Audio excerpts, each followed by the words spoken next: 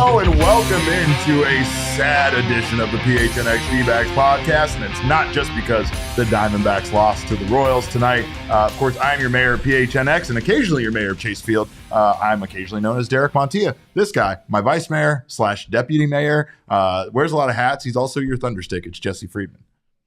I actually very rarely wear hats. He never wears hats. Of the two of us, I don't wear hats very often It's at all. It's a metaphorical thing, but yeah, I get it. I do, yeah. He does. Right. Yeah, no, sense. But I get it. Welcome in. It was so great to see so many of you tonight at Chase Field. Shout out to Cogs. Shout out to everybody else that was there tonight. I can't believe you made it home already in order to watch this game. I have a feeling you might have. Cogs is driving home. Oh, is that what's happening? All right. On the road. I'm good with that. Somebody's here already to troll us about the Dodgers having a better record than the D-Backs. Duly noted. Welcome and deserved too, because you were getting pummeled by the Pirates and you guys came back. So good win for the Dodgers, as much as it pains me to say that. It was a bad loss for the Arizona Diamondbacks. And I say that because this was a very winnable game. And man, were there a lot of mistakes made. Maybe it was just because we were sitting much closer to the action than we normally do with our friends from the PHNX D-Backs family at our first takeover here tonight, which was, like I said, an absolute blast. But yeah, right away, Lourdes Gurriel's defense, not very good. Ketel Marte, not very good. Just a lot of sloppy play there defensively in the outfield. On the field. If we'd been in the press box, then it would have looked great. But because we were down in the stands, it's like, oh wow, this does not. No, it was a bad game for the D-Backs defensively. Probably their worst of the season. Yeah. I know it. They didn't make it a single error. Which just goes to show how useless that stat really is. Yeah, they should have made errors. There were errors that they made. Lourdes Gurriel's defense was questionable at best in left field. Yeah. He missed some plays that not only, it didn't even look like he needed to make a spectacular play. It looked like he just really misjudged the ball and the distance and how his trajectory to get to it. I would like to really see some of those replayed on TV a bit, because we were very close to Lourdes making those bad defensive plays in left field. And it was just surprising. We know that he's not the best defensive outfielder, but on a day when Jake McCarthy got sent down to AAA Reno, which we will talk about, it wasn't great to see so many gaffes there in the outfield. It was bad. All three outfielders honestly had bad moments in this Corbin game. Carroll did too. Yeah, Corbin Carroll late in the eighth inning, a very costly mistake. Just took a little bit too long to get to a ball in the corner. That run killed me more than anything, right? Because the Diamondbacks end up losing by 1, and that was the decider. That crappy run there in the eighth. I hated that so much. A ball that Corbin Carroll, like you said, didn't get to really timely. Didn't get it in. Triple ensued because of it, and honestly. The Diamondbacks just made lots of defensive errors. It's not the team that we're used to seeing so far this season defensively. We were just clamoring about their defense yesterday, I believe. Yeah, they still, coming into this game, they're probably have been the best defensive team in baseball to date. What is interesting is that almost all of their defensive value has come from their catcher, Gabby Moreno, who team still to do very well. Still attempts to steal bases against him. We're not totally sure why. Don't run on Gabby. And then from their infielders, the D-Backs infielders have all contributed quite a bit defensively this season. Christian Walker's obviously great. Josh Ross has looked great at third base. The middle infielders have been pretty good, although Ketel had a bit of a stinker in this game. He really like some of the other, on both sides of the ball, Ketel was not good. But yeah, the infield in general for this team this season has been good. The outfield, at least according to the numbers, actually hasn't contributed much. The D-Backs outfield, if you look at the stats, have basically been league average. The only reason that they rank where they do in some of these defensive metrics is because of the infield. Yep. And you saw the outfielders have a pretty rough go of it in this one. Ryan Nelson also not very good tonight. No. 5 innings pitched, gave up 11 hits, 4 runs, 4 earned, 0 walks, 3 strikeouts. They were hitting him really hard. It felt like at one point, it felt like everybody on the Royals was getting hits off of him.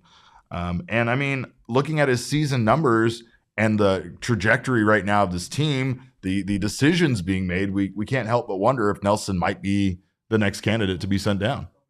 Yeah, I don't know. I would think they're not there yet because they can't keep sending. Eventually they're just going to run out of guys if they keep sending pitchers down. But yeah, I mean, you could do without Mad Bum in the rotation, obviously, and you can do without Drey Jameson in the rotation as well. We'll get to some options that they have for filling Drey Jameson's spot. I don't think they have the manpower to fill Ryan Nelson's spot at this point. But given the nature of how the D-backs have operated in the last week and all the moves that they've made, you do feel like nobody's job is secure. Right. And with how Tommy Henry pitched yesterday, that wasn't a great outing. Yeah. With how Ryan Nelson has pitched his last few times out, his ERA is up over 5. Opposing teams have about an 800 OPS against him. 1.37 whip. 5.33 ERA for Ryan Nelson. Is that? I'm sorry. That's none of those numbers are good. And coming into the season, one of the big X factors was, what are you getting from your young pitchers, right?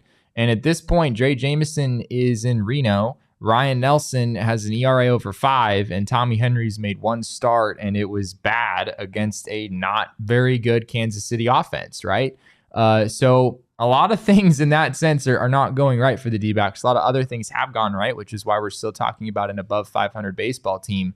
But on the whole, on the pitching side, there are some concerns. This team had a depth chart of like 10 starting pitchers when the season started. Isn't it amazing how quickly a list of 9 guys can be like, all right, well, these 3 have been no good at all, and this guy's hurt, and Mad Bum is now, been DFA'd. Like, you can burn through that list pretty quickly, and we have definitely seen that. And Benjamin Hundley is very right about both of his comments. He said Cattell watches 2 guys walk in front of him and then strikes out swinging at 3-pitch out of the zone against Clark. And that was absurd. And the pop-up with the runner at third, 1 out. He saw the first pitch, he pops it up. That was 0 for 5 with 3 strikeouts. This was one of the worst games I've ever seen from Ketel Marte. And not only that, but from a few guys on this team, I felt like this was one of the worst overall performances. And if we want to look at the silver lining of it, they still only lost by 1 run. They also played the Kansas City Royals. I know. Came in I wasn't going to unnecessarily get back to that.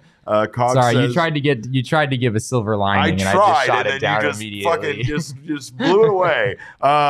No, but my point being is that the team continues to try to find a way to win. When this game was 4-1, it really looked like it was like a 10-1 game. It just felt like the Diamondbacks were being overmatched tonight, that they weren't playing well enough to even make a comeback, and the answerbacks answered back.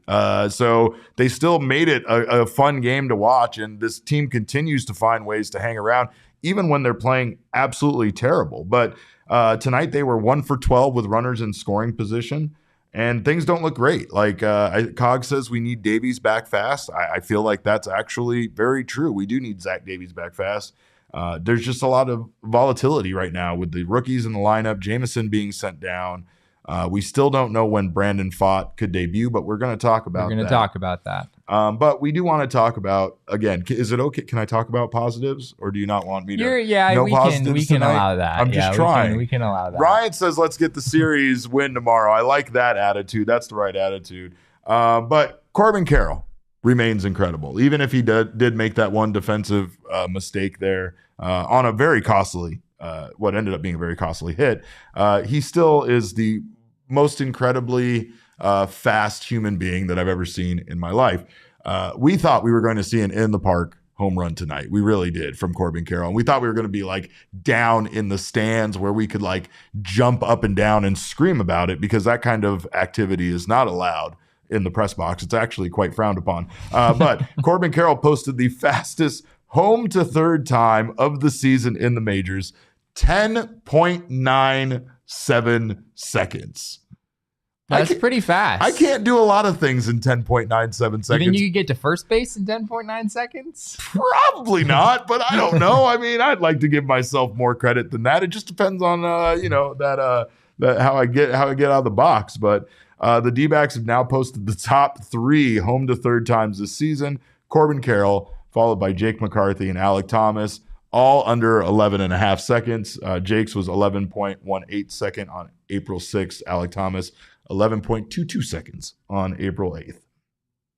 It's almost a crime to talk about like how good Corbin Carroll will be as a player, and like how good he could be in the 2023 season based on the numbers we have so far, right? I mean, it's been 20 something games. We're still so early in the season, but Corbin Carroll is hitting 303, 354, 551, which is insane. I mean, that's so like, good. that is. We were like, we'll take 260, I think, before the season. Yeah. 275. We were like, I mean, that would be incredible. Projection systems were high on Corbin Carroll coming into this season, very high. They projected Corbin Carroll to be the best player on the Diamondbacks. They also projected him to hit like 250 with like a 770 OPS, and that was seen as being really good, right? Yeah.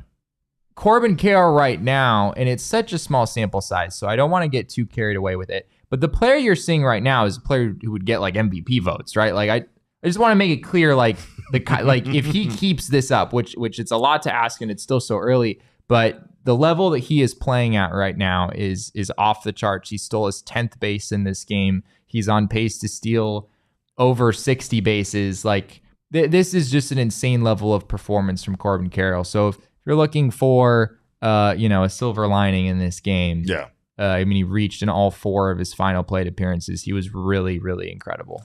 There's some James Outman talk in our comments, which I won't acknowledge at all, but you're probably right. That guy's James been Outman very good. has been incredible. His strikeout rate is also quite high. Yeah. I do see some statistical flaws there, but also, will Corbin Carroll have a 1,000 OPS the whole year? Yeah, I mean, that's not it. Yeah, maybe. It's too early to really be talking about these things. But what we've seen from Corbin is really incredible. Yes, that's true. But we're not going to lump him in with this category. But I will say that tonight's performance against the Royals, much like Thunderbolt 47 said, where he said, bottom line, they lost to the Royals at home, which is true, and you can't deny that.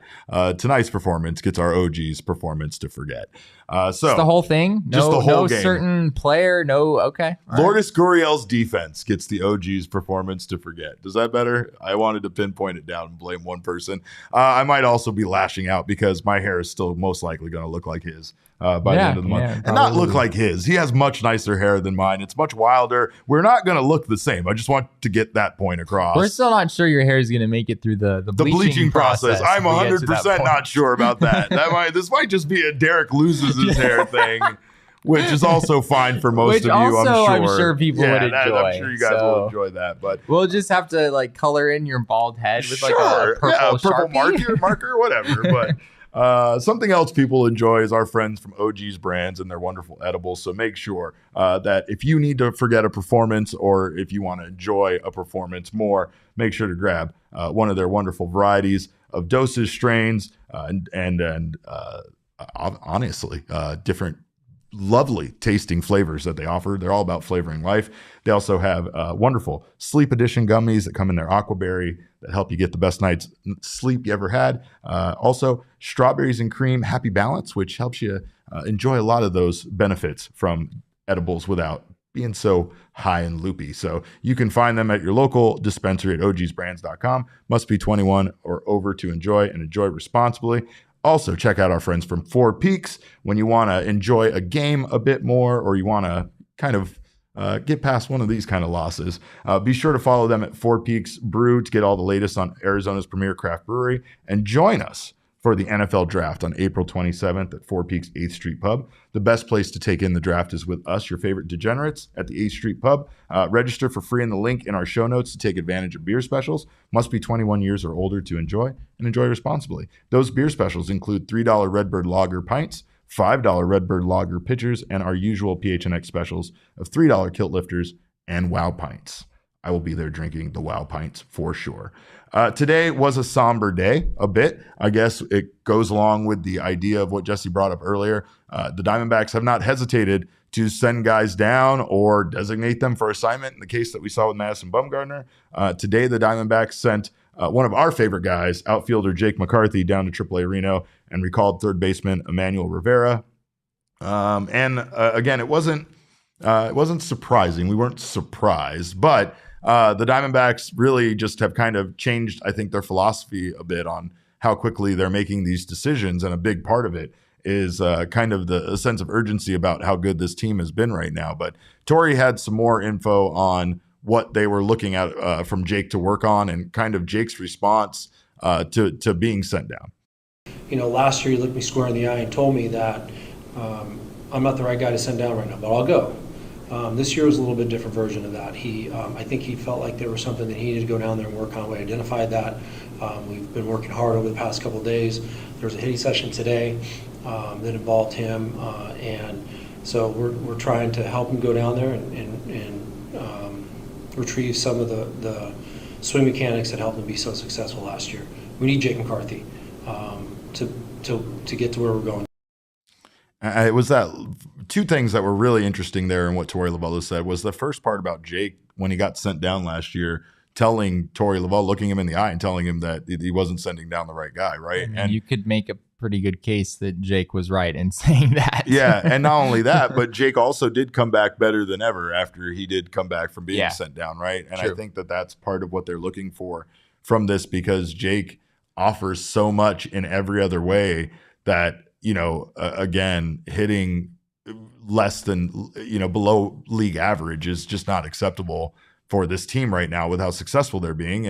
And I mean, honestly, there's other guys. Alec Thomas is not hitting very well himself either. No. There's other guys that are potentially in danger of this, considering we've talked about this past offseason and during spring training, but the Diamondbacks have too many young, talented players. And some of those guys aren't getting an opportunity because Alec Thomas's and Jake McCarthy's are here and they're playing well and the team likes them and they're kind of the future. But I mean, if these guys don't continue to play well, don't keep up that high level that Torey Lovullo is expecting of them, we could see other guys, other outfielders, the other players from the minor leagues that kind of have had a lot of hype around them that get their opportunity.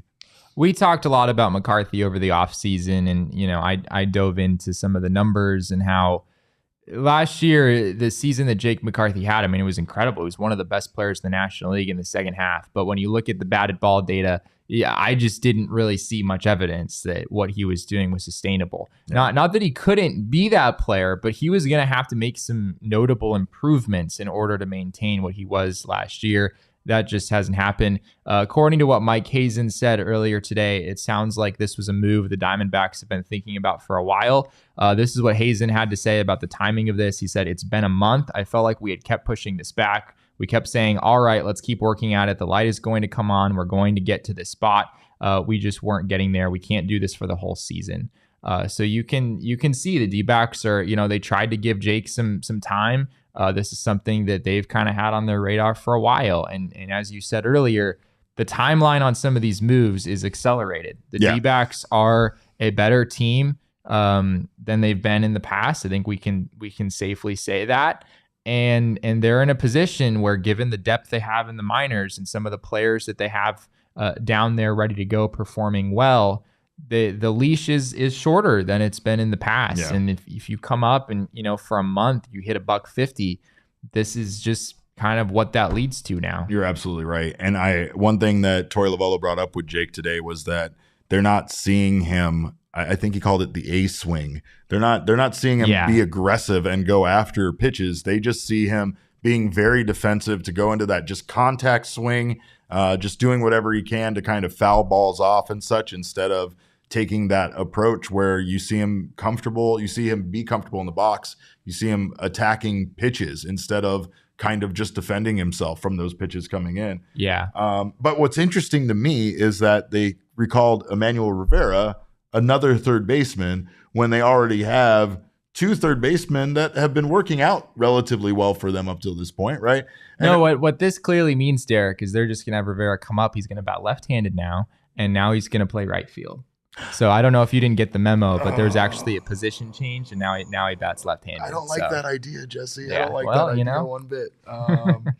But Mike Hazen did have comments about Emmanuel Rivera's usage, right? He said, we're about to rip into a decent amount of lefties in the alignment that we had at the beginning of the season with Kyle. This with Rivera kind of gets us back to that alignment, which allows us to use a right-handed hitter at DH versus lefties and things like that. Right? Yeah, it does make sense. I did wonder if, last night it was pretty obvious the D-backs were sending down Jake McCarthy. Torey kind of deflected a question about whether the D-backs were going to make a roster move on the position player side. So it was pretty clear what was happening last night. And yeah, I kind of suspected that the normal assumption is that they're going to bring up an outfielder who bats left-handed, right? A player who kind of fits the mold that McCarthy did, but not really all that surprised by this at all. The D-backs, when Kyle Lewis went down, they did kind of have that missing right-handed bat. Obviously, they brought up Pavin Smith, who bats left-handed. So I think what this will do is it'll allow the D-backs against a lefty to not play Josh Rojas, at least not play him all the time. You could put Rivera in the field at third base where he's very, very good, and then you can have Evan Longoria DH. So it basically just turns one of your lefties into a righty against a left-handed pitcher. And I think that makes a lot of sense. And as people are saying in the comments, he also, came through with a big hit today. Rivera was very good. And Nicholas in the comments said the vibes were immaculate tonight despite the loss. Had an excellent time at the takeover. Thank you so much for all of you guys that came out again. Nicholas is great. He majored in math. I learned that. Oh today. yeah, of course we had a they nerded fantastic out. connection. Oh, there was just so many numbers being thrown around. It was great.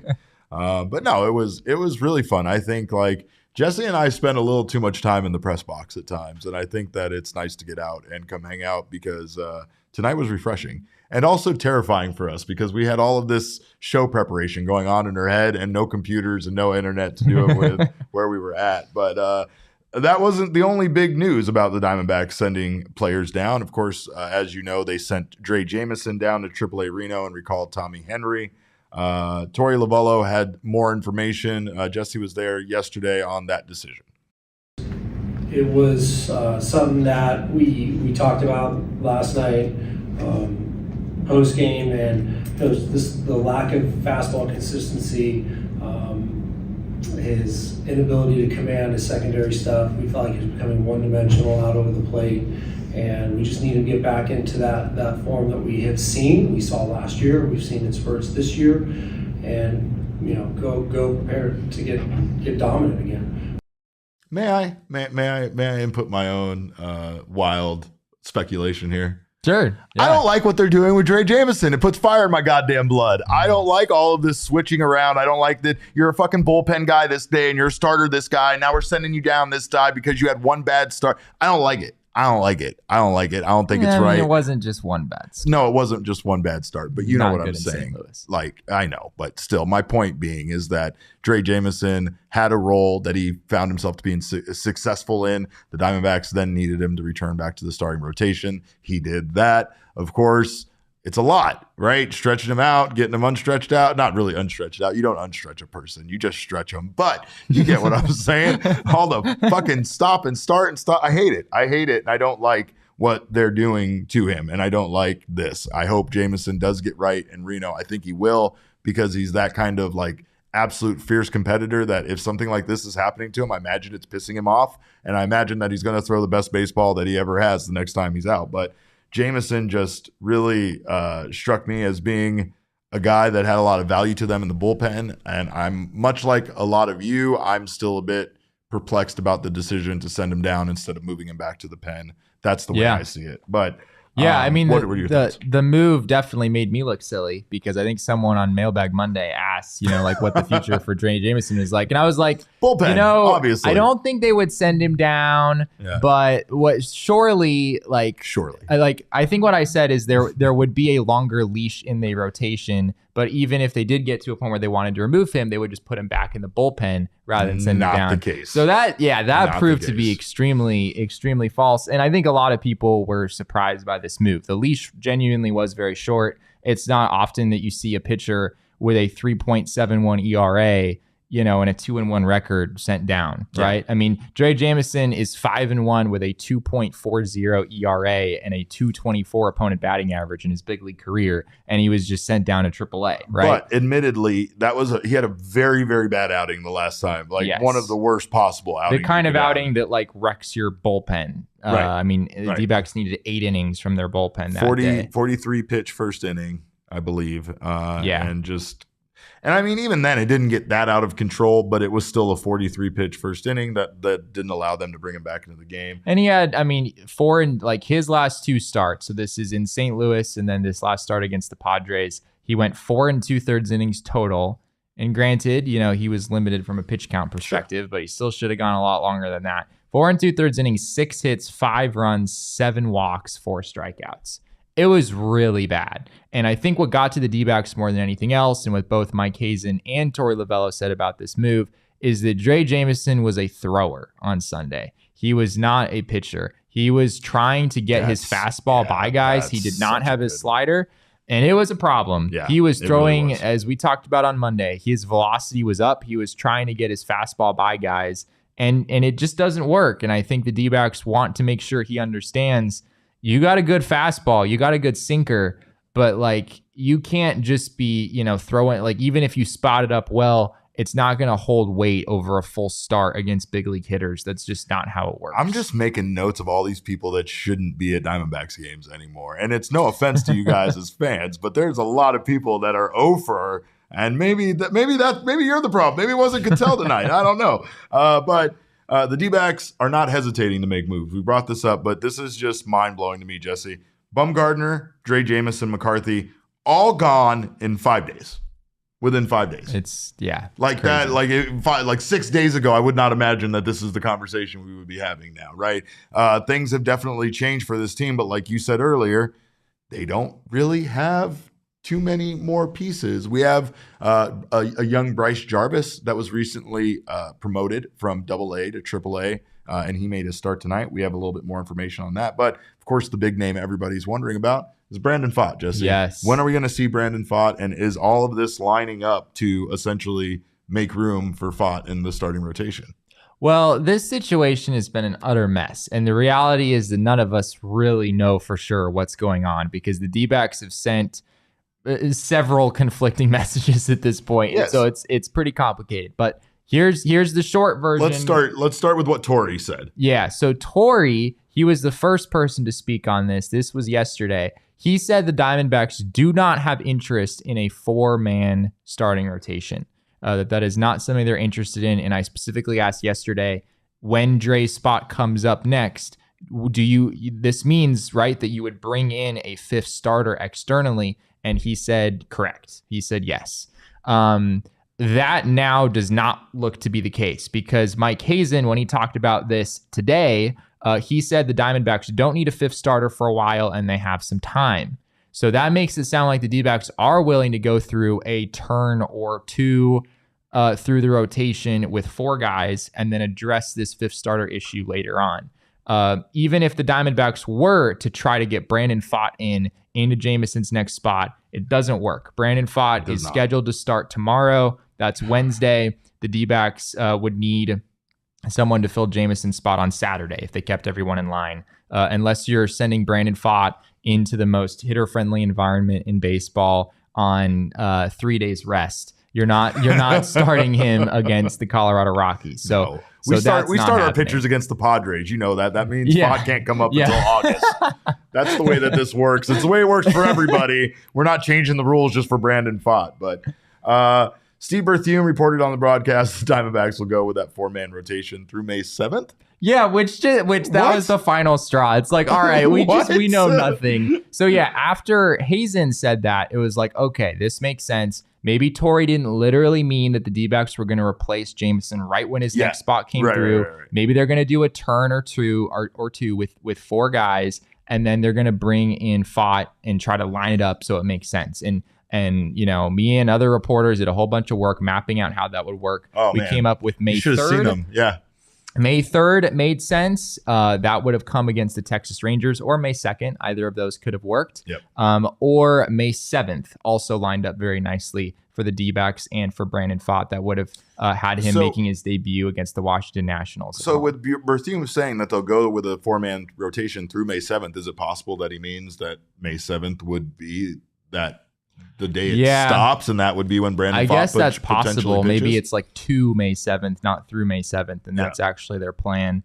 But yeah, I mean, if that actually was literally true the way that it was said, then we don't know. What we do know is the D-backs need a 5th starter on May 9th. Correct. They will have to start a pitcher on short rest if they don't bring somebody else in by May 9th. So something has to happen by then. If you map it out, Pfaadt doesn't line up all that great for May 9th, but if you kind of finagled some things between now and then, you could maybe make that work. And now they have the time to schedule it out and bring in the aces on it and map that out versus having it happen kind of in a surprise situation. We know none of these decisions are a surprise because Mike Hazen has said the Bumgarner decision, the everything, like all these decisions, they're talking about for a while. You know what I mean? Like it just eventually comes to that head. But it's still, in talking about it, still doesn't have them enact some sort of plan where they're going to get the AAA team involved and have them actually changing the dates when someone's going to start or whatever, so that'll line up, right? So we still think Pfaadt comes up soon and very soon. I still think he's the guy. Yeah. Whenever the D-backs do get this fifth starter, however it's going to happen, whenever it is, it's got to be by May 9th, right? That would be the sort of the deadline. I think Brandon Pfaadt is your guy. I mean, maybe they throw Peter Solomon in a starter. Like maybe it gets delayed a little bit past that, but I still feel like their solution at this fifth starter spot, it has to be Brandon Pfaadt in my mind. Does it end up with, obviously, you got Gallen, Merrill, Zach Davies. Let's just say Zach Davies. Yeah, is you also healthy, have Zach Davies right? coming around the corner. I don't think he'd be ready by May 9th. I still think they'll need someone But let's else. just say by June what the rotation could look like. So you got those three at the top, and then Ryan Nelson and Brandon Pfaadt rounding things off at the back end. But you just feel like this situation is so fluid, man. Yeah, and Ryan Nelson is not pitching well. Ryan Nelson's not pitching well to be rotating in the discussion. Yeah, I mean, like for all we know, Drey Jameson is back up here at that point, right? And Tommy Henry is the long reliever, and Ryan Nelson's in AAA. Like, there's so many different things that the D-backs could do here that it's pretty hard to predict. The biggest key here is that the Major League Ball Club, the Diamondbacks, they are not waiting around for guys to get right. They are not waiting around for guys to figure it out. Like this team is moving forward with or without you. And if you can't help this team win, then they will, if they can, do something to replace you temporarily. And then if you can't get right, they'll move on. I mean, we've all talked about them giving Madison Bumgarner entirely too many chances, but we all know the reason for that. And it kind of made sense. And I think we were still fairly shocked that they made that move when they did. But Torey Lovullo spoke about complacency sucking and how this team really doesn't have the time for that at this point. Do you feel like, does that say something about just kind of where you guys are at in the standings and kind of an added level of urgency, or maybe does it speak to the level of players you have available in the minor leagues? How do you feel about that? I think all of the above. We got good players in our system, and there's some replaceable parts. We have guys that, that are ready to go in AAA and they're doing their job, and somebody here is not, we'll jump on that. So to me, it means we're a good team that wants to be competitive and expects to go out there and win every single night. Not win the rest of our games, but tonight's game, we have a really good chance of winning. And we're paying attention to a lot of little things that are happening throughout this organization. And, you can see, whether they're on the roster or not, I've been around this group long enough. I know that when there's a need and you're doing well, they will call you up. So it gives a lot of hope to the players and player development, and I think it keeps guys on their toes here. Complacency sucks. There's no place for it on this team and this organization. And that's that's kind of words to live by. I know. Yeah. Right. And I mean, that's kind of been a change in their philosophy, because one of the things that if you wanted to criticize Torey for, there's a lot of things I'm sure people could come up with, mostly changing lineups and never riding with the hot hand. But another thing was that he was very, very, very player friendly. And at times it was a bit, maybe too player friendly. Maybe he was too much of a player's manager. We saw him change over the past few years. We've seen him kind of take more of, that proper approach as a manager has to do sometimes. But I will definitely say that they are not holding back at this point. There's difficult discussions being had, it feels like, every day. And I'm sure that there's even some more difficult ones that are, being had with guys that are remaining on the roster. I mean, I'm sure there's some talks with Alec Thomas and things like that about, and maybe a few others about getting right as well. And if they don't see an improvement, then we might see more guys get called up. This is kind of the nature of this team. Is there's a lot of guys who could be great, right? Like you came into this year, Alec Thomas, maybe this is the year he breaks out, and he has an 800 OPS and he's a Gold Glover in center field. That was not a totally outrageous outcome. there's that. And then there's also like, yeah, well, Alec Thomas could also be in Reno by May 1st, right? And Jake McCarthy could be in Reno by April 25th, which is what we've seen, right? They have a lot of players with a very high ceiling and a relatively high ceiling and a pretty low floor. Like there's a fine line between these guys being extraordinary big parts of your team and being guys that you send down to the minors after 3 weeks because they're the worst hitter or pitcher on your team, right? And we're seeing that, and a lot of the X factors that we kind of pegged going into this season, those guys haven't performed. The D-backs have been able to stay afloat for other reasons, but Jake McCarthy, Alec Thomas, Tommy Henry, Ryan Nelson, right, Drey Jameson, a lot rides on those guys, and in the early going, it has not been good. It has not. But the one thing is, the Diamondbacks still have found a way to win. They've still found a way somehow to be competitive in these games. Even today's game, I hated today's game so much. It was such a sloppy game, and we were still in here kind of huddled around Jesse's phone and they did make it very, I mean, I think for fans, they made the loss more frustrating by, the leadoff double in the ninth inning. And not only that, but it was also the way that run scored in the eighth, like we talked about, right? But again, that was, even with all their mistakes they've made, the biggest one really was that one that just put the game out of reach with that extra run in the eighth that they couldn't overcome.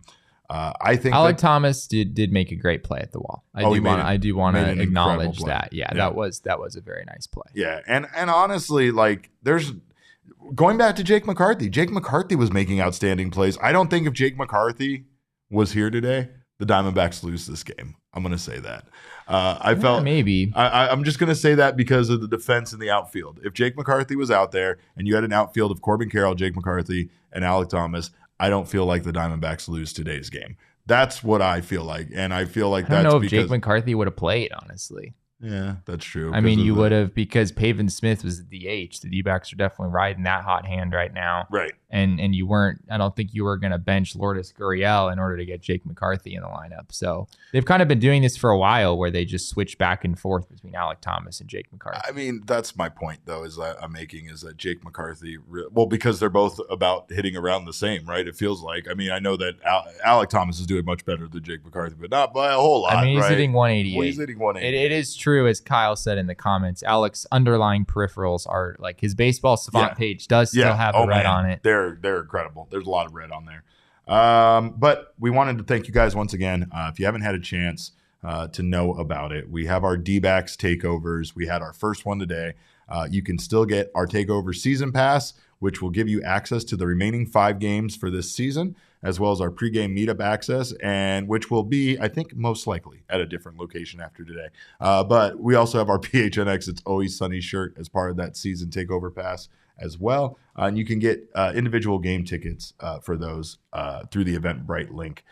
You can also get yourself a Diehards membership, which will get you a discount on those tickets or on that takeover season pass. Sign up for that over at gophnx.com. You'll get access to all of Jesse's writing and content. You will also get a free piece of merchandise from the phnxlocker.com, 20% off all future purchases over there, as well as discounts with our partners. You get a $50 voucher from Mountain Mike's. You get all sorts of stuff. It's instantly worth the money you're spending on it. And you'll also get access to our members-only Discord lounge, which is the best place to be an Arizona Diamondbacks fan. But we thank you guys so much for already signing up. And if you're considering it, join the family. Come on over. Join us for games. Join us for all this stuff we got going on. We're going to have a fun summer watching baseball, and then we got a ton, also watching the Suns win an NBA championship, and then we got a bunch of stuff this fall as well. So sign up today. If you're watching us right now on the PHNX Sports YouTube channel, we thank you guys for being here. Make sure to subscribe to the channel. Sign up for notifications. That way you don't miss when any of our shows go live. And leave us a thumbs up just so that you know that there's real people here and not just people that stop by mistaking us for the Sun Show. Also, if you're listening to us on your favorite audio podcast, that's at least half the people. That's at least half of the audience. Sure. But if you're listening when to are us they on going to talk about Devin Booker? Are they going to get to his 25 points in the third quarter? The audio podcast side, we thank you guys for listening there. Make sure to subscribe if you haven't done so already. Leave us a review. We always appreciate the feedback. And big thing, we shout out to our friends at BetMGM. We are working together with our friends at BetMGM. They have an amazing sport book that we absolutely love and are going to be spending a lot of time at, not only this summer, but once football season starts up. But this summer, we will be out there for our monthly cornhole leagues at the BetMGM Sportsbook at State Farm Stadium. We're going to have all our PHNX Suns away playoff watch parties out there presented by Neutral, which we're going to have a lot of those, by the way, a lot of those. And if you haven't signed up yet for BetMGM, use bonus code PHNX. There's a few different offers depending on where you live, but for our Arizona audience, you'll get up to $100 in bonus bets on your first wager with BetMGM. It's this simple. Download the BetMGM app and sign up using that bonus code of PHNX. Place a pregame moneyline wager in the amount of at least $10 on any market at standard odds price, and you will receive $100 in bonus bets instantly, regardless of the outcome of your wager. Just make sure you use bonus code PHNX when you sign up. Please join us out at the BetMGM Sportsbook for all those Suns away playoff games. Our Suns watch parties presented by Neutral will feature food and drink specials, PHNX giveaways. Get yourself some shirts. We're giving away some shirts. We'll also have PHNX live shows out there. So join us by grabbing your free ticket in the show notes. Check the notes for full offer details. And now listen to the one and only Shane Diefenlock giving us the disclaimer. Disclaimer, 21 plus to wager. Visit BetMGM.com for terms and conditions. U.S. promotional offers not available in Washington, D.C., Mississippi, Nevada, New York, and Ontario. Gambling problem? Call 1-800-GAMBLER. Colorado, D.C., Illinois, Indiana, Louisiana, Maryland, Mississippi, New Jersey, Ohio, Pennsylvania, Tennessee, Virginia, West Virginia, Wyoming. Call 877-8-HOPE-NY or text HOPE-NY 467-369, New York. Call 1-800-NEXT-STEP, Arizona. 1-800-522-4700, Kansas, Nevada. 1-800-327-5050, Massachusetts. 1-800-BETS-OFF, Iowa. 1-800-270-7117 for confidential help, Michigan. Oh. Thanks, Shane. We appreciate you. Tomorrow's Gallentine's Day, as many of you have pointed out. It's once again Gallentine's Day. Yeah. Looking at the probables for the Arizona Diamondbacks here, they need to win this game. It's basically a bullpen start for the Kansas City Royals. No reason the Diamondbacks shouldn't be a little pissed off about tonight's loss and bring that with them to the ballpark tomorrow. Also, Zach Gallen, I don't know if you've heard, but he's been pretty damn outstanding, Jesse. Yeah, something about 21 and 2/3 innings of being pretty good, I guess. And scoreless streaks and whatever, he's good. Ryan Yarbrough, as you said, on the mound for the Royals. He has not made a start this season, although he has been sort of a long reliever type. So his last appearance came on the 21st. He threw 4 innings that day. So it's sort of a bullpen game of sorts for the Royals, although I think Yarbrough threw 52 pitches last time out, so he can maybe get through 4 or 5 innings, depending on how efficient he is. But yeah, the D-backs are still in really good position to win this series, right? Zach Gallen has been outstanding. Yarbrough on the season has an ERA of 7.62. He has 5 strikeouts in 13 innings. The numbers for him are really not all that great. So the D-backs are still in good position to win this series. And coming in, I mean, the Kansas City Royals were 5-17. No team is going to play that poorly for that long, except for maybe the Oakland A's. The jury's still out on what's in store for the Oakland A's. That is a bad baseball team. But they got a possum living in their radio booth, Jesse. Yeah. Of course it's a bad team. Maybe the possum should start playing. They literally have a possum that just lives in their radio booth that they just said, fuck it, we don't go in there anymore. That is wild. It's a possum. Jeff Bannister tonight told me he would just go in there and grab it by its tail and pull it out. Send Banny in there. That problem will be fixed in 10 fucking minutes. Let's go. I don't know what we're doing anymore. Did they actually never remove the possum? No, I guess it's like in the walls, so they have a hard time like they can remove ceiling panels and stuff to kind of get in there, but then once it gets into a certain point, they literally have to like start knocking fucking holes in the wall, I guess, to get it out. And if that's the case, let's punch some goddamn holes in the wall and get that possum out of there. What are you doing, Oakland? They're clearly not worried about the maintenance of that facility at this point, right? There's so much possum poop in those walls, Jesse.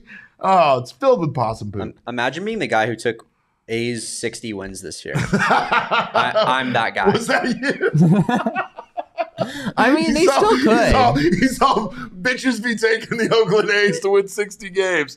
I'm bitches. I am bitches. It still could happen, right? It's just so absurd. Maybe? Like 60 wins, and I was like, oh, come on. Like, that's one of the worst teams in that's the worst team in baseball. That's all I need. Nope. It's still not going to hit somehow. Crazy. The possum needs to replace the elephant for their team mascot for now is really what it should be. My only request is that the possum better make the trip to Vegas. They better not leave that possum behind, right? No, we built a cage for the possum in the new stadium. Everybody can come by and pet it now and see it and shit. That's awesome. The possum is an essential part of Oakland A's baseball, so it better be an essential part of Vegas A's baseball. That's all I'm saying. Well, see, now we're laughing. We're having a good time. Let's talk about some good things, right? Gabby Moreno. I don't know if you've heard on this. Yo, Gabby, do not throw on that, or do not run on that man. He will throw you out. Period. He is tied for the most caught stealings so far in the majors. The Diamondbacks, also coming into tonight's game, have 57% extra bases taken, which is the highest in the majors. So basically, they are turning singles into doubles, doubles into triples, and we saw that tonight with Corbin Carroll almost turning what most people would probably run out as a double into nearly in the park home run. So it's not surprising. That was impressive. I think that stat is also maybe even more so about like going from first to third, like on a single, that sort of thing. Yeah. The D-backs have been a very good team at that. They've been. I mean, and that's the thing is their slugging percentage, even though they don't have a lot of home runs, is very high because they're taking a lot of bases. Yeah. When you wonder what's coming next for the Arizona Diamondbacks, I mean, it's not out of the question that Bryce Jarvis might end up being a potential candidate for this team this season. He was promoted to Reno and made his first start tonight for AAA Reno Aces and was quite good, actually. He was. 5 innings, 1 hit, 1 run, no walks, 3 strikeouts.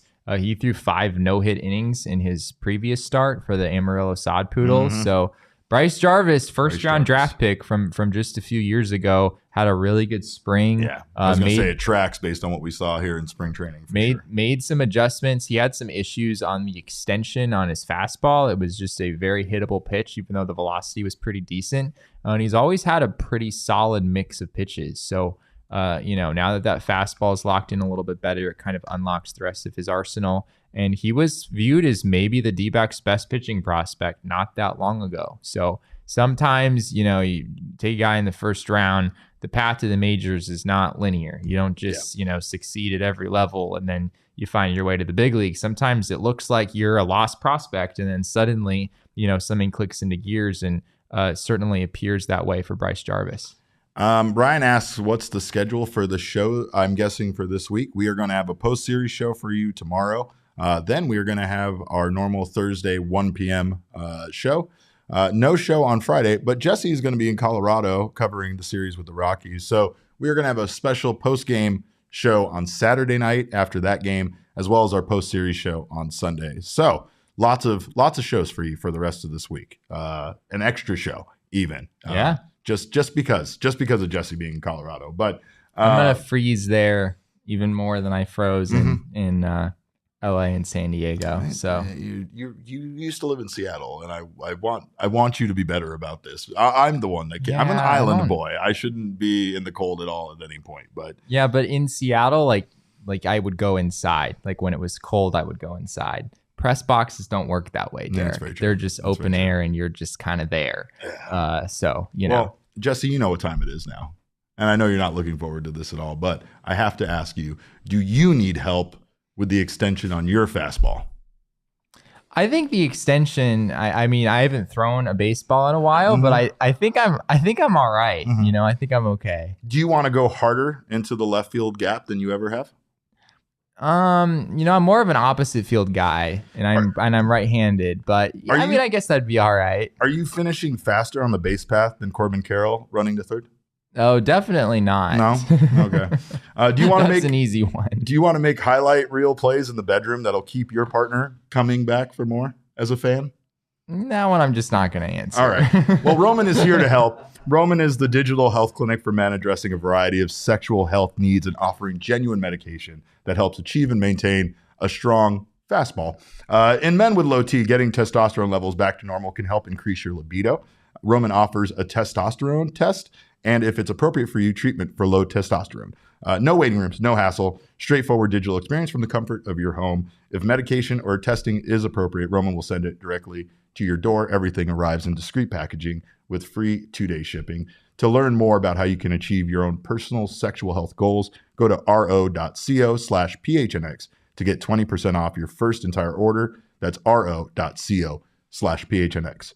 I know I don't do it as good as Petey, and nobody does. So he almost does it so well that I've just given up. But one thing you can do is join us because we're at all the baseball games, or at least Jesse is. I pretend to be at them. But you can join us at all these baseball games at Chase Field using our friends at GameTime.co. Of course, it is the best place to buy tickets. You're going to get them cheaper. And the best part is you can procrastinate on it. It's not like anything else in life that you have to plan for. You can just think, game, 10 minutes. Let's hit up Game Time. Boom. The cheapest tickets you can find. Snag the tickets without the stress with Game Time. Download the Game Time app, create an account, and use code PHNX for $20 off your first purchase. We're getting you cheap tickets, and we're also taking $20 off.